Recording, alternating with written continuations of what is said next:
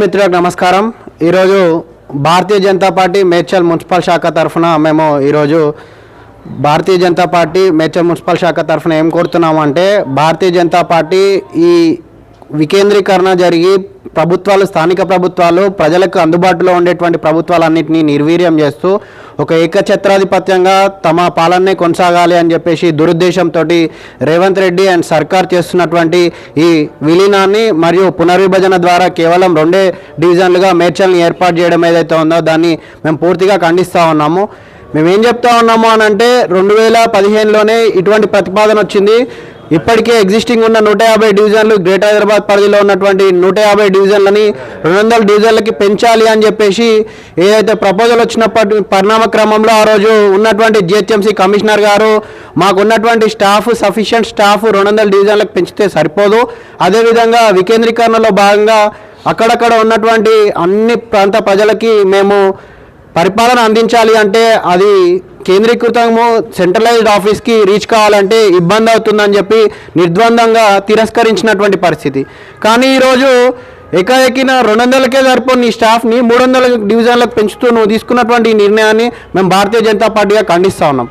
ఇంకోటి ఏం చెప్తా ఉన్నాము అంటే మా మేడ్చల్ నియోజకవర్గం నిజంగా ఒక రకంగా అనాథగా మారిపోతూ ఉంది।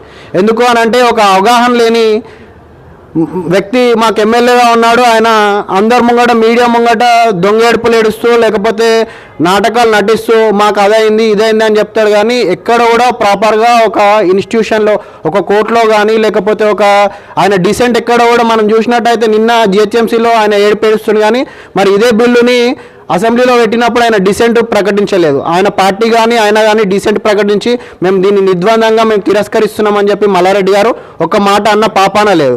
ఆయనకు కూడా కావాల్సింది ఏంది అని అంటే ఒక 10-15 మంది నా చెంచాదారులు తాబేదారులు ఒక కార్పొరేటర్లుగా నేను నిలబెడతాను, నా దగ్గర విపరీతమైన డబ్బు ఉంది, నేను ఎట్లయినా డబ్బు రాజకీయం చేస్తా ఉన్నా కాబట్టి అదే డబ్బు రాజకీయంతో నేను ఇక్కడ కార్పొరేటర్లను గెలిపించుకొని నేను ఇక్కడ ఊరేగుతానని చెప్పేసి ఆయన ఉద్దేశం ఉంది।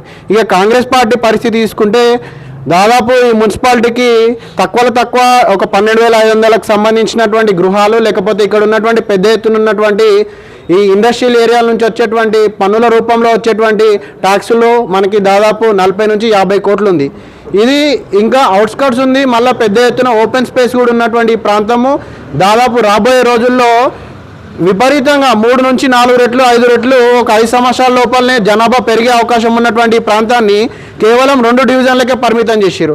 అంటే అడిగేటోళ్ళు లేకపోతే చరిత్ర ఏం చెప్తుంది అని అంటే రేవంత్ రెడ్డి అయినా కాంగ్రెస్ నాయకులైనా తెలుసుకోవాల్సింది ఏంటంటే చరిత్ర అనేది నిరంతర శక్తివాహిని, అది ప్రవహిస్తూనే ఉంటుంది। ఇవాళ నువ్వు అధికారంలో ఉంటావు, రేపు నువ్వు అధికారం పండబెట్టి నేను తొక్కుతారు।